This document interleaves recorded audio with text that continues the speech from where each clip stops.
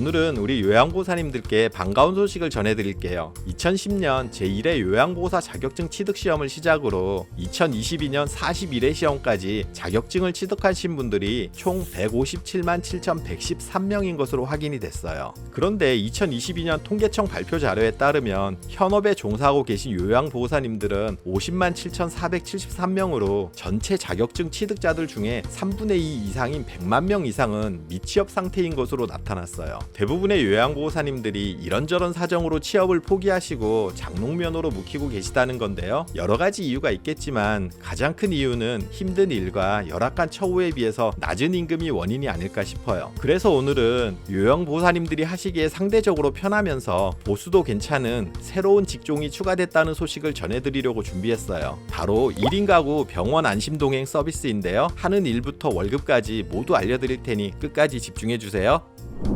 안녕하세요. 알아두면 삶이 힘이 되는 채널 매일 3분입니다.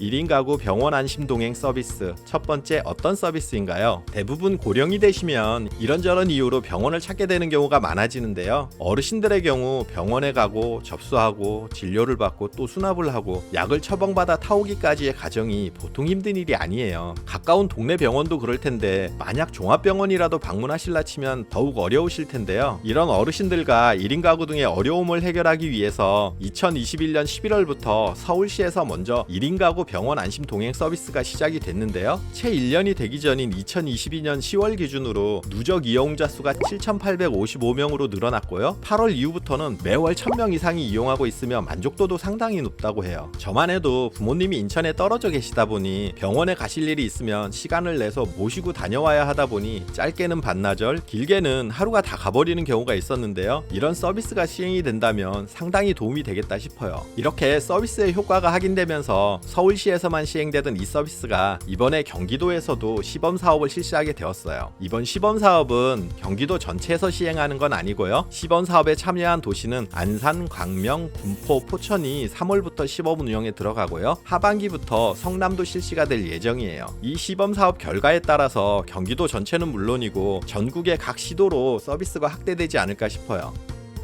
1인 가구 병원 안심 동행 서비스. 두 번째, 어떻게 이용하나요? 1인 가구 병원 안심 동행 서비스는 혼자 병원에 가기 힘든 1인 가구 등을 대상으로 교육받은 동행인이 같이 병원에 동행하며 재반 업무를 도와주는 서비스예요. 이용 대상은 꼭 1인 가구가 아니더라도 부부가 모두 거동이 불편한 노인 가구도 신청이 가능하고요. 어린 자녀를 돌봐야 하는 한부모 가정 등 홀로 병원에 가기 힘든 경우라면 연령과 소득에 관계없이 누구나 신청이 가능해요. 다만 중증 환자를 케어하는 일이 아니기 때문에 누워 지내시는 환자분이나 거동이 힘드신 경우는 신청 대상이 아니에요. 걸어서 이동할 수 있고 스스로 대중교통이나 차에 오르고 내리는 정도의 활동은 가능해야 해요. 이런 병원 동행 서비스를 실시하는 민간 사업자도 있는데요. 민간 사업자의 경우는 1시간에 최소 2만 원 이상의 요금을 내야 하는 반면 이 서비스는 민간 서비스의 4분의 1 미만의 요금인 시간당 5,000원의 이용료만 지불하면 되고요. 1시간 초과 시에는 30분당 2,500원의 요금만 추가로 지불하면 돼요. 그러니 병원에 동행하는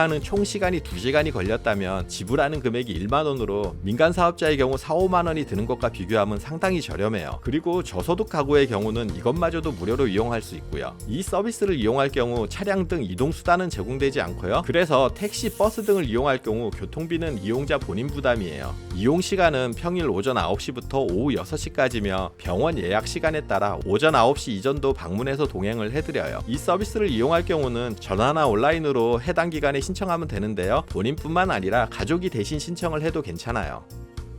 1인 가구 병원 안심 동행 서비스. 세 번째, 동행인이 하는 일과 월급은. 환자와 동행하는 업무를 요양보호사님들 소정의 교육 이수 가능한데요. 서울시에서 먼저 시행하고 있으니 비슷하게 진행이 되지 않을까 싶어요. 선발이 될 경우 2일 정도 매니저 교육을 받아야 하는데요. 교육은 병원 동행 업무, 서류 작성 등의 이론 교육과 현장 실습까지 이수하면 실질적인 업무가 가능해요. 이 직종이 일반 요양 업무보다 좋은 점은 기존의 요양보호 업무에 불만이었던 업무들을 대부분 안 해도 된다는 점이에요. 점이에요. 방문 요양의 경우 기저귀 가는 일부터 목욕, 청소, 요리, 빨래, 설거지 등의 일들은 물론 수급자 가족으로부터의 부당한 대우 등도 요양보호사님들을 힘들게 해온 부분인데요. 이런 일들은 모두 빠지고 오로지 병원을 동행하면서 생기는 부수적인 업무들만 하면 된다는 거예요. 이용자가 신청을 하면 정해진 시간에 해당 가정에 방문해서 병원 오갈 때 같이 동행하며 병원 내에서 접수 수납하는 업무부터 진료 시 약국 방문 시 같이 동행하는 업무를 진행하는 거예요. 일단 이번 시범 사업의 군포시 인력 운영 계획을 보면 자격 조건은 요양보호사, 건강가정사, 사회복지사, 간호조무사 등 요양과 관련된 자격증 소지자가 선발 대상이고요. 1일 8시간 근무 기준으로 월급이 275만 원이 책정되어 있어요. 4대 보험 등을 제하더라도 대략 245만 원 정도를 받을 수 있으니 일반적인 요양보호사의 월급보다 더 많아요. 방문 요양처럼 짧게 일하는 개념이 아니라 하루 종일 일할 수 있는 직업의 개념이니 우리 요양보호사님들에게는 좋은 일자리가 되지 않을까 싶어요. 할 수만 있다면 그 어떤 업무보다도 나은 상황인 것으로 보이는데요. 시범 사업이 끝나게 되면 국가에서 직접 관리하는 방식은 아니고 서울시의 경우를 살펴보니 기존 제가 시스템처럼 별도 사업자를 선정해서 진행을 하는 방식이 될 것 같아요. 급여나 일하는 방식이나 이런 부분이 조정이 될 여지는 있을 듯해요. 지금까지 3월부터 경기도에서 시범적으로 확대 시행되는 1인 가구 병원 안심 동행 서비스에 대해서 소개해드렸는데요. 서울시에 이어서 경기도에서 시행되는 만큼 내년에는 경기도 전체는 물론 각 지방도시들까지 시행을 하게 되리라 생각이 되는데요. 서울시와 경기도에서 이런 정책을 시행한다는 것은 이 제도의 필요성을 느꼈다는 것이겠죠. 실제 이런 서비스는 대중교통이 잘 되어 있는 대도시권보다 교통환경이 열악해서 병원에 다니기가 힘든 지방에 더 필요한 서비스가 아닌가 생각이 돼요.